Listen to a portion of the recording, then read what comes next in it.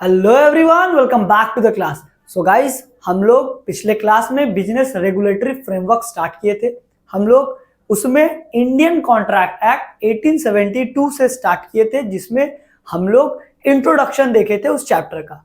आज हम लोग उसी को आगे बढ़ाएंगे और टाइप्स ऑफ कॉन्ट्रैक्ट के बारे में जानेंगे। कॉन्ट्रैक्ट कितने टाइप्स का होता है, ठीक है। सो बिना देरी के स्टार्ट कर रहे हैं आज का class. So let's get started.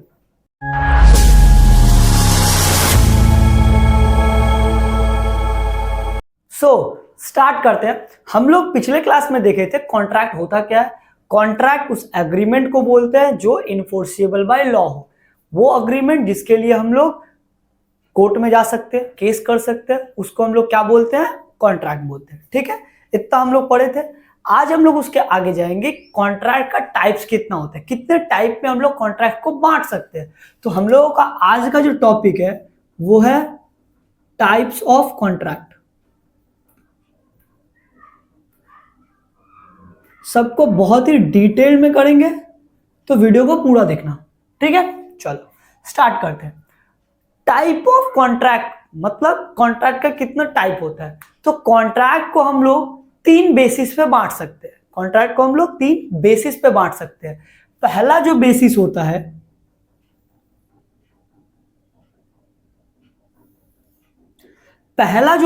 है, उसको बोलते हैं फॉर्मेशन। मतलब हम लोग कॉन्ट्रैक्ट को उसके फॉर्मेशन के बेसिस पे बांट सकते हैं, जिस तरह से वो बनता है, ठीक है। दूसरा, उसके परफॉर्मेंस के बेस पे हम लोग बांट सकते हैं। तीसरा, उसका एनफोर्सिबिलिटी के बेस पे बांट सकते हैं, ठीक है। तो पहला हम लोग फॉर्मेशन के बेस पे बांट सकते हैं, किस तरह से वो बनता है। दूसरा, परफॉर्मेंस के बेस पे बांट सकते हैं। तीसरा, एनफोर्सिबिलिटी के बेस पे बांट सकते हैं। चलो एक एक करके हम लोग देखते हैं। सबसे पहले फॉर्मेशन देखते हैं। सबसे पहले फॉर्मेशन के बेस पे देखते हैं। अब समझना, एक एक करके हम लोग समझते हैं, ठीक है। मिस्टर ए है, क्या है? मिस्टर ए है जो मिस्टर बी को एक जमीन बेच रहा है। क्या बेच रहा है? Land, worth 3 crore, 3 CR। Mister A जो है मिस्टर बी को 3 करोड़ का लैंड बेच रहा है, ऑफर कर रहा है, हम अपना जमीन बेचेंगे 3 करोड़ में, क्या आपको खरीदना है? मिस्टर बी जो है वो ऑफर को एक्सेप्ट कर लेता है। क्या कर लिया? एक्सेप्ट कर लिया। ये अब रिटन हो सकता है, ये लिख के बोल सकता है लेटर में, या फिर ओरली वर्बली कुछ भी बोल सकता है, ठीक है। तो मिस्टर ए मिस्टर बी को बोल रहा है, भैया मेरा लैंड है, जमीन है, आपको खरीदना है क्या 3 करोड़ में? तो मिस्टर बी बोल रहा है ठीक है, हम खरीद लेंगे, ठीक है।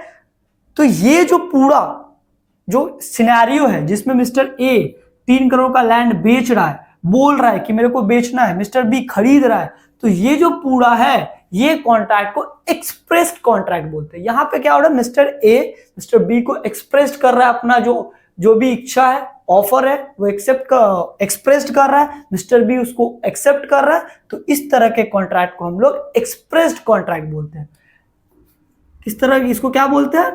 एक्सप्रेस कॉन्ट्रैक्ट, जिसमें सब कुछ एक्सप्रेस किया जाता है। मतलब एक पार्टी अपना सब कुछ एक्सप्रेस करेगा कि क्या उसको करना है, वो बाइंड जो भी उसका काम है।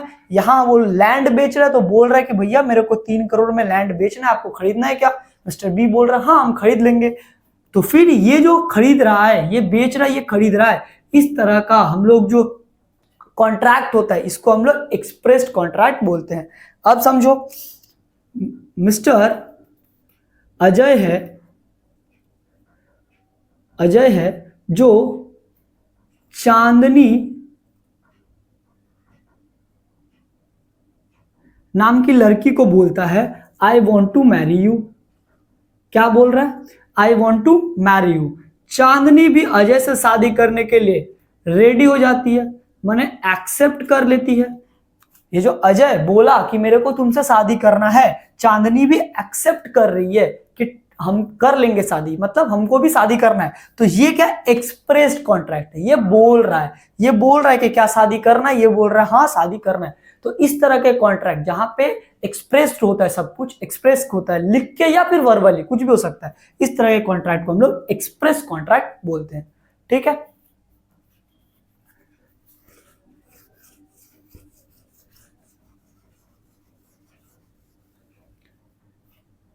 अब समझना, अब ना कोई इंसान है जो ट्राम, ट्राम जानते हो, ट्राम, कोलकाता में ट्राम चलता है, ट्राम चल रहा है। अब एक इंसान ट्राम में जाके बैठ गया, मिस्टर ए जो है, मिस्टर ए जो है ट्राम में जाके बैठ गया। ठीक है, ये ट्राम से अपना डेस्टिनेशन तक पहुंच गया। ठीक है, उसका जो भी डेस्टिनेशन था वहां तक वो पहुंच गया।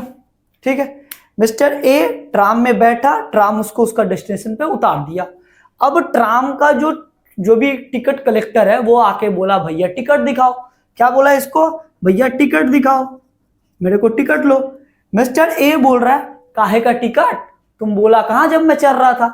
तो यहां पे जहां पे ट्राम वाला बोलेगा नहीं तुमको कि भैया टिकट कटाना पड़ेगा, इफ तुम अगर ट्राम पे चढ़ रहे हो, अगर तुम ट्राम पे चढ़ोगे तो ये पहले से तय होता है, अगर तुम ट्राम पे चढ़ोगे, ट्राम तुमको अपने डेस्टिनेशन तक लेके जाएगा तो उसका टिकट तुमको देना पड़ेगा, उसका जो भी फेयर चार्जेस होता है, जो भी जितना चार्जेस होता है वो तुमको देना होगा। ठीक है, इस तरह के कॉन्ट्रैक्ट को बोलते हैं इम्प्लाइड कॉन्ट्रैक्ट। क्या बोलते हैं, इम्प्लाइड कॉन्ट्रैक्ट। मतलब यहां पे तुमको कोई कुछ बोलेगा नहीं, यहां इम्प्लाइड होता है, पहले से फिक्स होता है कि भैया तुमको वो जो भी काम होगा उसके बदले जो कंसिडरेशन है वो देना ही पड़ेगा, तुम उसमें ना नहीं बोल सकता है। ठीक है, और एग्जांपल देखते हैं। सियालदह स्टेशन में तुम्हारा ट्रेन आया, क्या हुआ, तुम्हारा ट्रेन सियालदह स्टेशन में आया। ठीक है, तुम ट्रेन से उतरे और वहां पे एक कूली आया।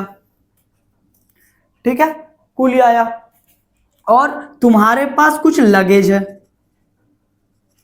ठीक है, अब तुम्हारे पास कुछ लगेज पड़ा हुआ है, सियालदह स्टेशन में तुम लगेज लेके उतरा ट्रेन से, कूली आया, कूली तुम्हारा लगेज उठाया माथे पे। ठीक है, कूली माथे पे लगेज उठाया और चल दिया, तुम भी उसके पीछे पीछे चल दिए। और वो कहां गया, कूली गया बस स्टैंड या भी टैक्सी स्टैंड, जहां भी वो तुमको जाके छोड़ दिया। अब कूली बोलता भैया पैसा दो, क्या बोल रहा है, पैसा दो। तुम बोलेगा काहे का पैसा, मेरे से पूछा सामान उठाने से पहले। तो जब कूली सामान उठा रहा है तब तुम नहीं रोका उसको, तब तुम उसको नहीं रोका, कूली पूरा तुमको बस स्टैंड तक छोड़ दिया, तब ये इंप्लाइड होता है कि यू हैव टू पे, जो भी उसका फेयर है, जो भी उसका चार्जेस है तुमको पे करना पड़ेगा, ये इंप्लाइड होता है। इसके लिए तुम ना नहीं कर सकता है। तो इस तरह के कॉन्ट्रैक्ट जहां पे पहले से इंप्लाइड होता है कि भैया तुमको वो, अगर तुमको अगर कूली को पैसा नहीं देना था तो तुमको पहले बोलना चाहिए था जब वो माल उठा रहा था। तुम अगर माल उठाने के साथ साथ उसके पीछे पीछे गए तो ये इंप्लाइड हो गया कि यू हैव टू पे द चार्जेस। ठीक है, तो इस तरह के कॉन्ट्रैक्ट को हम लोग क्या बोलते हैं, इंप्लाइड कॉन्ट्रैक्ट। ठीक है,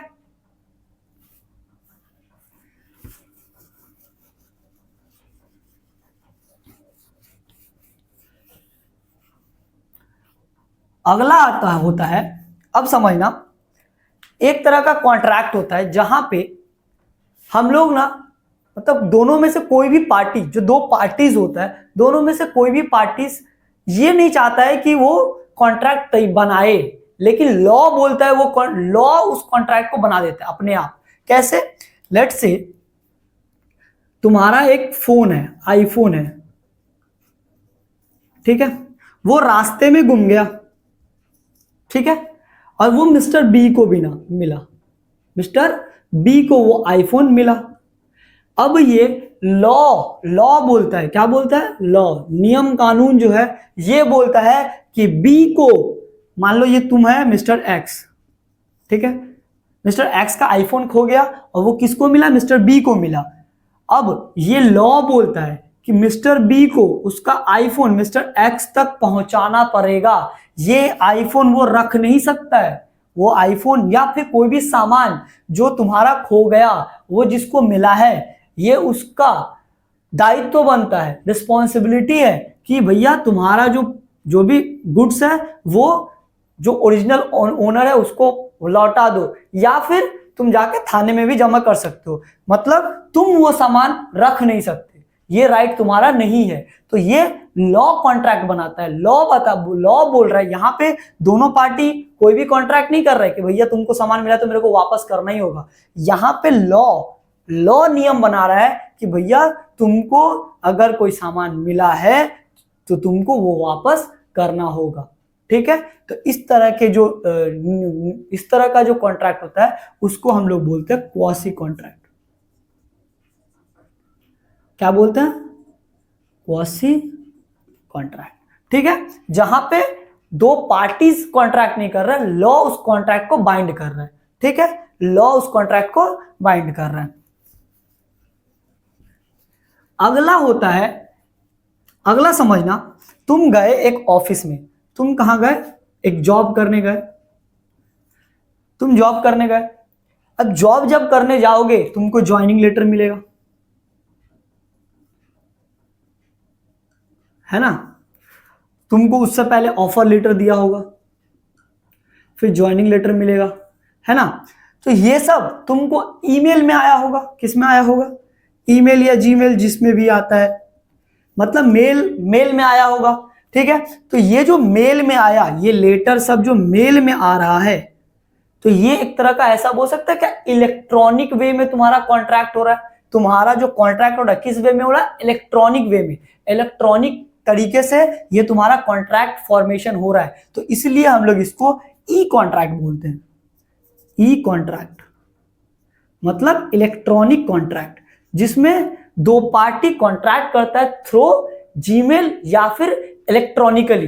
ठीक है, जिसमें पार्टीज जो है वो डील कर रहा है इलेक्ट्रॉनिकली।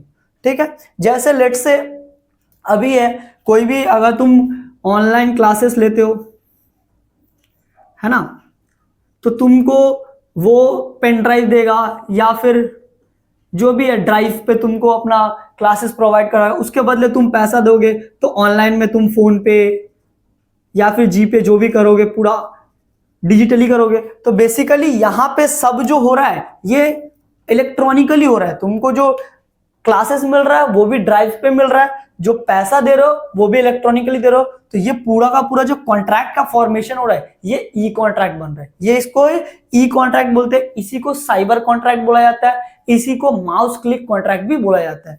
ठीक है, तो ये है हम लोगों का फॉर्मेशन के बेस पे कॉन्ट्रैक्ट का टाइप्स क्या क्या है। एक्सप्रेस कॉन्ट्रैक्ट, जहां पे कॉन्ट्रैक्ट एक्सप्रेस किया जाता है। अच्छा, ठीक है, जहां पे कॉन्ट्रैक्ट एक्सप्रेस किया जाता है उसको हम लोग क्या बोलते हैं? एक्सप्रेस कॉन्ट्रैक्ट बोलते हैं। दूसरा होता है इम्प्लाइड कॉन्ट्रैक्ट, मतलब वो कॉन्ट्रैक्ट जो इम्प्लाइड होता है, पहले से फिक्स्ड होता है, तुमको वो कंसिडरेशन या तुम्हारा जो तुम्हारे एंड से जो भी काम है तुमको वो करना पड़ेगा। ठीक है, क्वासी कॉन्ट्रैक्ट मतलब ये लॉ बाइंड करता है, ये लॉ बाइंड करता है।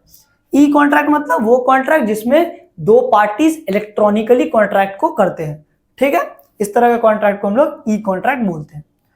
ये हो गया फॉर्मेशन के बेस पे। अगला आता है परफॉर्मेंस के बेस पे। अगला आता है परफॉर्मेंस के बेस पे।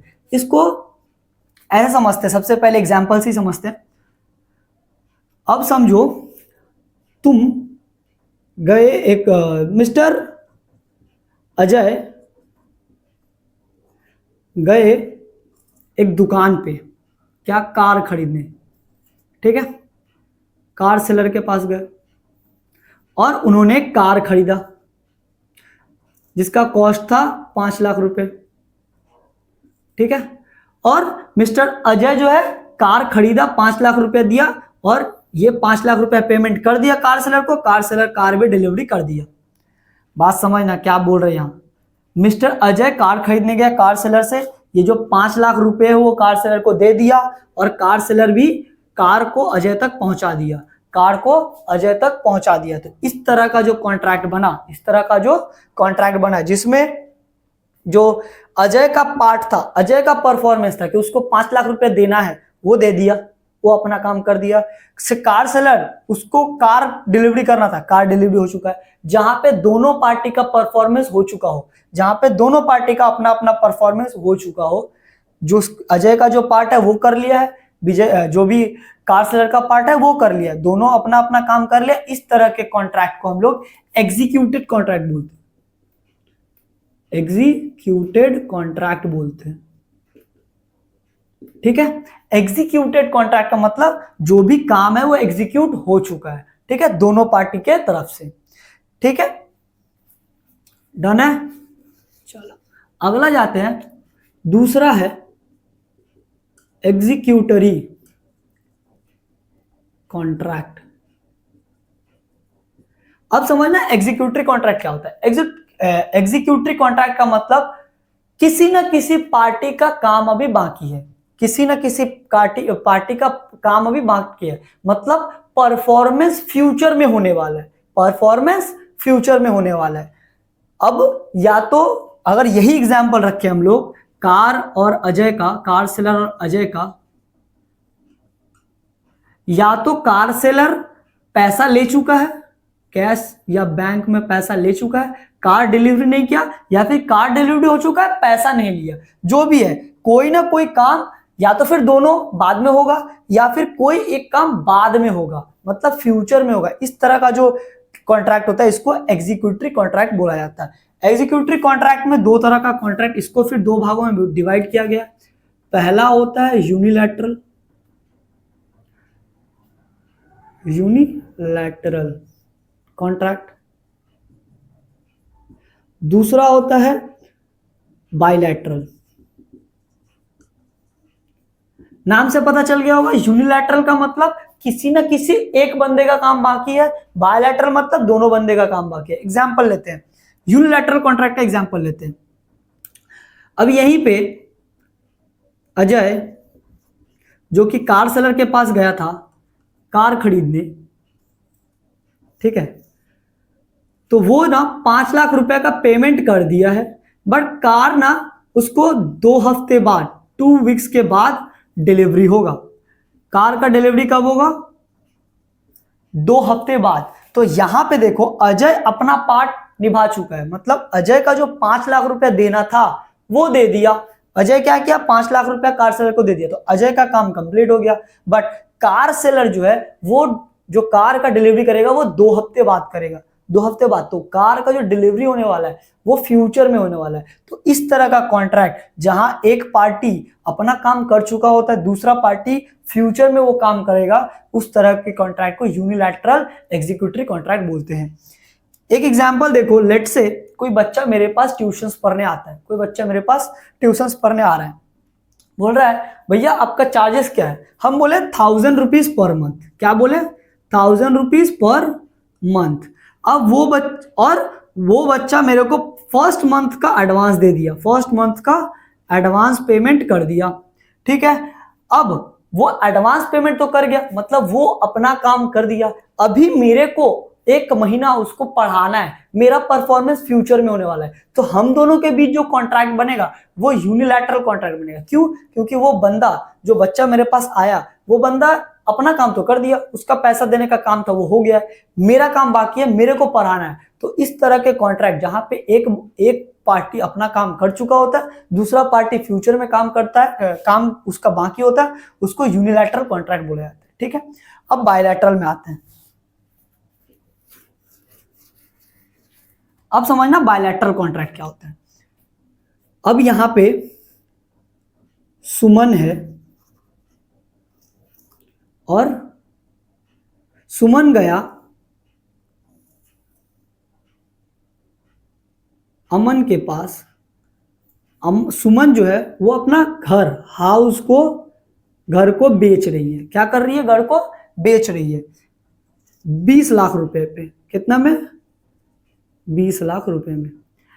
अब अमन क्या किया? अमन बोला कि ये लो 10 लाख रुपए, और 10 लाख रुपए ना मैं 2 हफ्ते बाद तुमको दे दूंगा, 2 वीक्स के बाद 2 लाख रुपए 2 हफ्ते बाद जो बाकी का 10 लाख रुपया वो दे दूंगा, ठीक है। तो यहां अमन आधा काम किया, आधा काम उसको फ्यूचर में करना है, मतलब 10 लाख रुपया उसको बाद में देना पड़ेगा।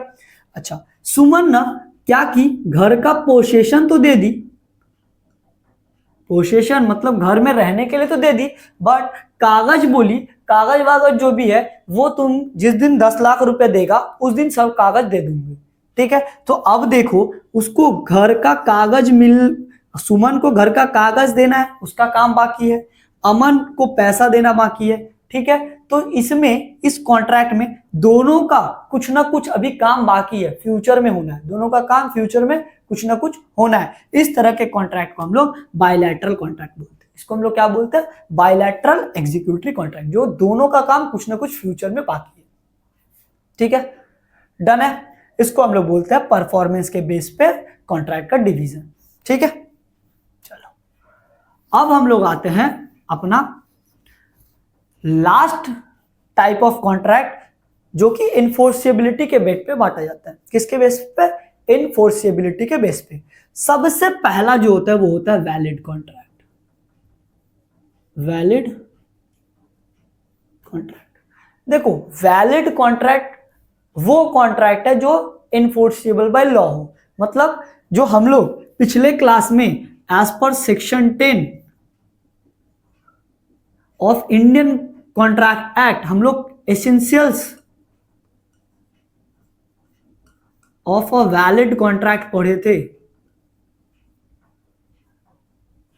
Essentials of a valid contract पढ़े थे, जिसमें हम लोग पढ़े थे कि हम लोगों का लॉफुल कंसिडरेशन होना चाहिए, लॉफुल ऑब्जेक्ट होना चाहिए, हम लोगों का फिर जो कॉन्ट्रैक्ट है वो फ्री कंसेंट में होना चाहिए, जोर जबरदस्ती नहीं होना चाहिए, कैपेसिटी ऑफ पार्टीज होना चाहिए। इस तरह का हम लोग बहुत सारा वैलिड कॉन्ट्रैक्ट का एसेंशियल्स देखे थे। तो वैलिड कॉन्ट्रैक्ट में वो सारा एसेंशियल्स फॉलो होता है, वो सारा एसेंशियल्स फॉलो होता है। लेट्स से वही मिस्टर ए जो है वो अपना जमीन बेच रहा है मिस्टर बी को 10 लाख रुपए में, अपना जमीन को बेच रहा है, मिस्टर बी भी 10 लाख के लिए रेडी हो गया। अब मिस्टर ए मिस्टर बी को जमीन बेच रहा है, बेच सकता है, लॉफुल काम है, 10 लाख में बेच रहा है, कंसिडरेशन सर्टेन है, 10 लाख रुपए है, करेंसी है, तो ये भी चलेगा, ठीक है। पॉसिबल भी है, पॉसिबिलिटी ऑफ परफॉर्मेंस भी है, बेच सकता है, मिस्टर बी भी दे दिया, दोनों का फ्री कंसेंट है, कोई जबरदस्ती नहीं है। तो ये सारा जो भी हम लोग एसेंशियल्स पढ़े थे वो सारा कवर होता है। इस तरह के कॉन्ट्रैक्ट को हम लोग वैलिड कॉन्ट्रैक्ट बोलते हैं। ये इनफोर्सिबल बाय लॉ होता है, ठीक है। ये हम लोग का वैलिड कॉन्ट्रैक्ट, ठीक है। अच्छा, वैलिड कॉन्ट्रैक्ट के बाद आते हैं हम लोग दूसरा वॉइड कॉन्ट्रैक्ट पे। क्या है वॉइड कॉन्ट्रैक्ट? वॉइड कॉन्ट्रैक्ट का मतलब क्या होता है? वो कॉन्ट्रैक्ट जो लॉ द्वारा इनफोर्सेबल नहीं होता है, लॉ द्वारा इनफोर्सेबल नहीं होता है। वॉइड कॉन्ट्रैक्ट क्या होता है? जो लॉ के द्वारा इनफोर्सेबल नहीं होता है। एक एग्जांपल से समझते हैं। अच्छा, वॉइड कॉन्ट्रैक्ट दो तरीका का हो सकता है। पहला होता है वॉइड एब इनिशियो। ये वर्ड का मतलब समझ लेना, क्या होता है वॉइड एब इनिशियो। वॉइड एब इनिशियो का मतलब होता है वॉइड फ्रॉम बिगिनिंग, ठीक है। मतलब स्टार्टिंग से, जब से कॉन्ट्रैक्ट बना है तभी से वो कॉन्ट्रैक्ट जब वॉइड होता है उसको हम लोग वॉइड एब इनिशियो बोलते हैं, ठीक है। स्टार्टिंग से ही वॉइड जो है, जो कॉन्ट्रैक्ट है वो वॉइड होता है, उसको हम लोग वॉइड एब इनिशियो बोलते हैं, ठीक है। अभी हम लोग दो एग्जांपल देखेंगे तब समझ में आएगा वॉइड एब इनिशियो क्या होता है और दूसरा वॉइड क्या होता है। पहला होता है हम लोग ना एक किसी माइनर के साथ कॉन्ट्रैक्ट किए। किसके साथ? माइनर के साथ कॉन्ट्रैक्ट में चले गए, तो भैया यहां कैपेसिटी ही नहीं है उसका। तो जिस दिन हम लोग कॉन्ट्रैक्ट का फॉर्मेशन किए, जिस दिन हम लोग कॉन्ट्रैक्ट का फॉर्मेशन किए, उसी दिन से उसका कैपेसिटी ही नहीं था बच्चा का कि वो कॉन्ट्रैक्ट कर पाए, क्योंकि वो माइनर है। तो वो जो पार्टी था उसका कैपेसिटी नहीं है, तो जब कैपेसिटी ही नहीं है तो वो कॉन्ट्रैक्ट इनफोर्सेबल बाय लॉ हो ही नहीं सकता है। अच्छा, वो इलीगल नहीं है। इलीगल का मतलब उसका ऑब्जेक्ट लॉफुल है, सब कुछ ठीक ठाक है, बट वो माइनर है, वो उसका कैपेसिटी में नहीं है, ठीक है। तो कैपेसिटी ऑफ पार्टीज में नहीं आता है, पार्टी का कैपेसिटी होना चाहिए। तो इस केस में ये कॉन्ट्रैक्ट वॉइड कॉन्ट्रैक्ट कहलाएगा। ठीक है, क्यों? क्योंकि उसका कैपेसिटी नहीं है, माइनर का कैपेसिटी नहीं होता है कॉन्ट्रैक्ट करने का, इसीलिए वो वॉइड एब इनिशियो कहलाएगा। जिस दिन कॉन्ट्रैक्ट बना उसी दिन से वो वॉइड है। दूसरा तरह का वॉइड होता है जहां पे कुछ सर्कमस्टेंसेस या फिर लॉ में चेंजेस आने की वजह से वो वॉइड हो जाता है। मतलब जब वो कॉन्ट्रैक्ट बन रहा होता है तब तो वो वैलिड होता है, but due to some circumstances changes, कुछ सर्कमस्टेंसेस चेंज हो गया या फिर कुछ ऐसा कुछ रीजन हो गया जिसके वजह से वो वॉइड हो गया। देखते हैं कैसे। लेट से मिस्टर मिस्टर चंदन जो है एक शुगर मिल को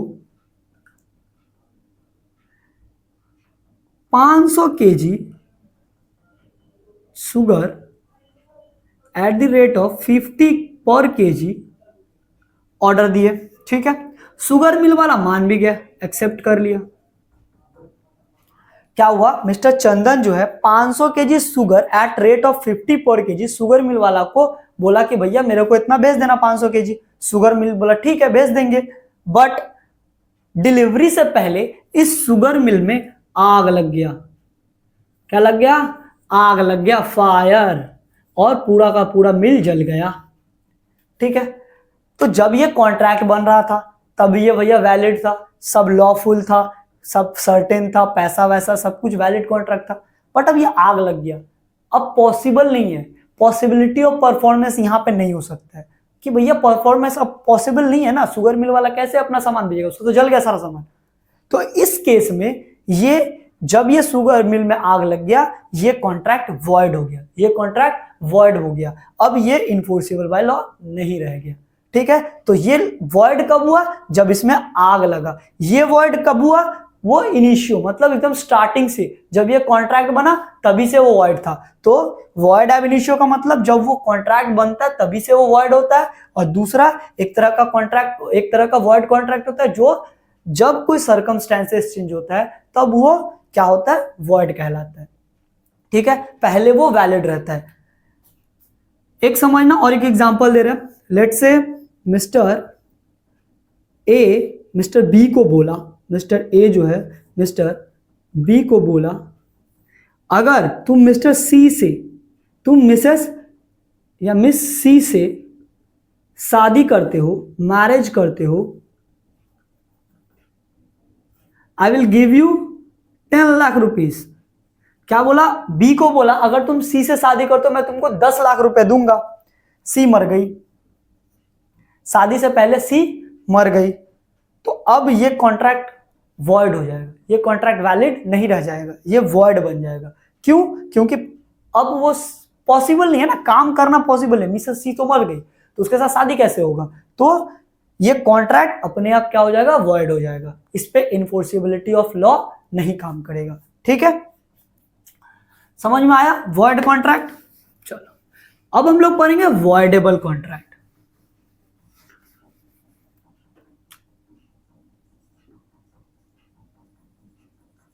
वॉइडेबल कॉन्ट्रैक्ट, अब ये वॉइडेबल कॉन्ट्रैक्ट क्या होता है?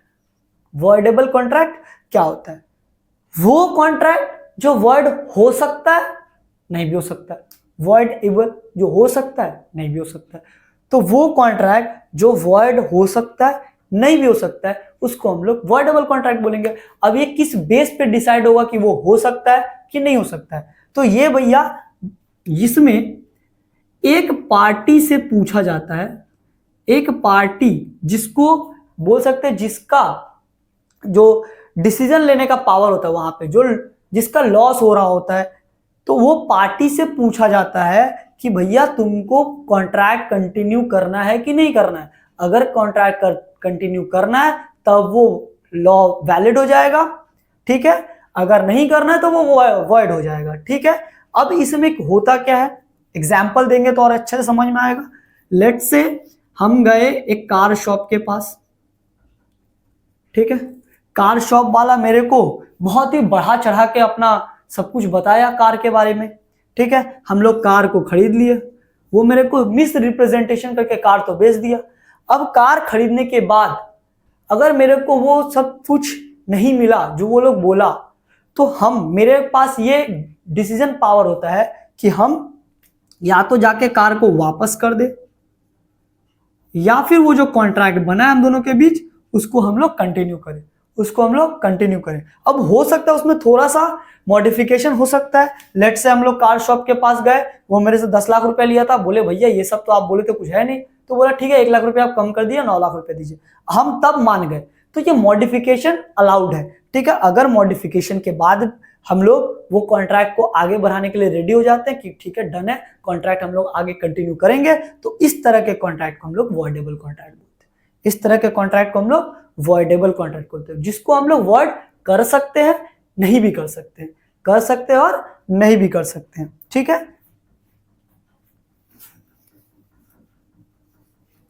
अगला होता है इल्लीगल कॉन्ट्रैक्ट। इल्लीगल कॉन्ट्रैक्ट, अच्छा इल्लीगल कॉन्ट्रैक्ट तो होता ही नहीं है, इल्लीगल अग्रीमेंट होता है। अगर इल्लीगल अग्रीमेंट होगा वो कॉन्ट्रैक्ट बन ही नहीं सकता है। क्यों? हम लोग देखे थे, या फिर एग्जांपल लेते हैं हम लोग, मान लो मिस्टर क्यू है, वो मिस्टर जेड को बोला हम लोग मिलके बैंक में चोरी करेंगे। क्या करेंगे? चोरी करेंगे। उसके बदले जो भी पैसा आएगा हम लोग 50-50 बांट लेंगे। क्या बोला? कि हम लोग बैंक में करेंगे चोरी, जो भी पैसा आएगा वो 50-50 बांट लेंगे, ठीक है। इस केस में जहां पे ये जो ऑब्जेक्ट है वो चोरी है, वो अनलॉफुल थिंग है। वो क्या है? अनलॉफुल थिंग है। इसके लिए ये कॉन्ट्रैक्ट या फिर जो अग्रीमेंट है वही इल्लीगल होगा। ये क्या हो जाएगा? इल्लीगल अग्रीमेंट हो जाएगा। और इल्लीगल अग्रीमेंट पूरा का पूरा बोल सकते हैं कहीं भी कॉन्ट्रैक्ट बनता ही नहीं है। वो इल्लीगल अग्रीमेंट का कोई भी कॉन्ट्रैक्ट नहीं बनता है, क्योंकि वो पूरा का पूरा अनलॉफुल होता है। और ऐसा बोल सकते हैं ये सोशली अनलॉफुल होता है, और तो और लॉ के नजर में भी वो बहुत ही बड़ा क्राइम होता है, ठीक है।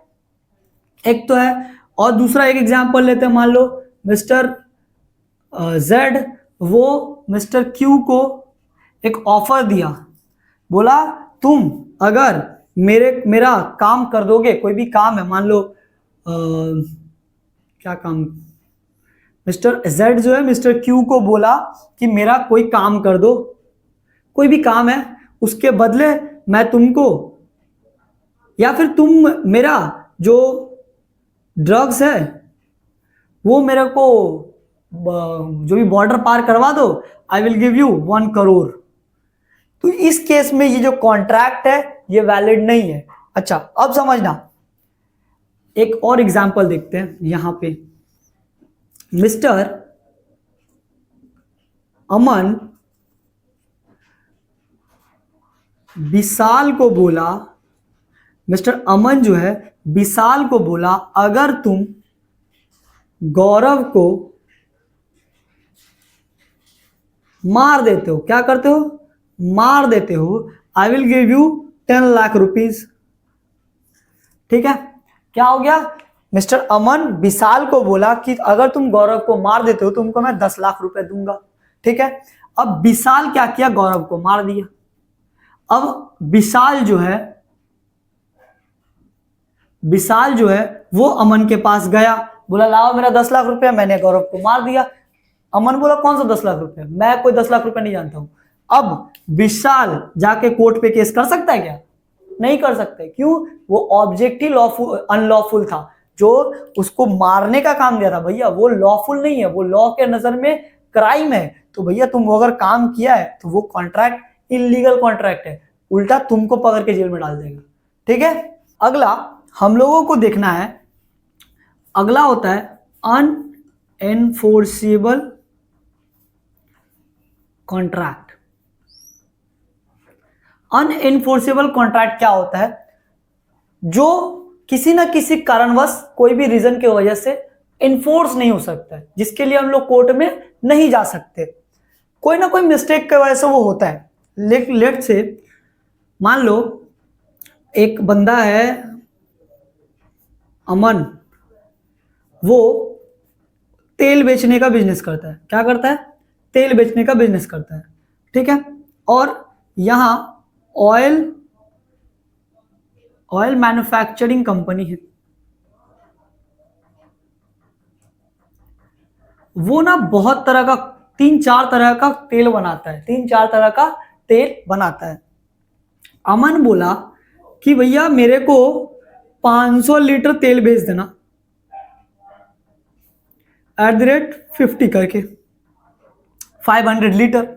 अब ये अमन ये बोलना भूल गया, ये स्पेसिफाई करना, लिखना भूल गया कि कौन सा तेल चाहिए, कौन सा तेल चाहिए। यहां पे ये कॉन्ट्रैक्ट तो वैलिड है, बट यहां पे जो है उसको ये स्पेसिफाई नहीं कि कौन सा तेल चाहिए, कौन सा तेल चाहिए। तो इस केस में जो ऑयल मैन्युफैक्चरिंग का कोई तेल भेज दिया और अमन को वो तेल नहीं चाहिए, तो इस केस में अमन ऑयल मैन्युफैक्चरिंग पे केस नहीं कर सकते। क्यों नहीं कर सकता? वो खुद नहीं बताया था कि किस तरह का तेल चाहिए। तो इस केस में जहां पे कुछ ना कुछ मिस्टेक की वजह से जो सरकमस्टेंसेस खड़ा होता है, वो कोई ना कॉन्ट्रैक्ट में जो भी डिसएग्रीमेंट होता है, कोई ना कोई मिस्टेक की वजह से होता है, दोनों में से कोई भी एक पार्टी की वजह से हो सकता है। तो इस तरह के जो कॉन्ट्रैक्ट होते हैं जिसकी वजह से हम लोग इन्फोर्स नहीं कर सकते कोई गलती की वजह से, उसको हम लोग बोलते हैं अनएनफोर्सेबल कॉन्ट्रैक्ट, ठीक है। ये कुछ भी हो सकता है, कुछ लिखने में गलती हो गया या फिर कुछ समझने में गलती हो गया, दोनों के बीच में कुछ समझने में गलती हो गया, ठीक है। इस तरह के कॉन्ट्रैक्ट जिसको हम लोग लॉ में इन्फोर्स नहीं कर सकते, उसको हम लोग बोलते हैं अनएनफोर्सेबल कॉन्ट्रैक्ट, ठीक है। तो ये हम लोगों को टाइप ऑफ कॉन्ट्रैक्ट, ठीक है। वीडियो अच्छा लगा तो लाइक करो, और अगर इस तरह का वीडियो देखना है तो भैया चैनल को सब्सक्राइब कर लो, वीडियो हर रोज आता रहेगा, ठीक है। और इस चैप्टर का जो नोट्स है बहुत ही मेहनत करके, बहुत ही सजा के मैं नोट्स बनाया हूं। आप लोगों को टेलीग्राम चैनल पे वो नोट्स मिल जाएगा, जाओ टेलीग्राम चैनल को ज्वाइन करो और नोट्स देखो, कैसा लग रहा है जरूर बताना, ठीक है। चलो मिलते हैं अगले क्लास में, तब तक के लिए बाय बाय।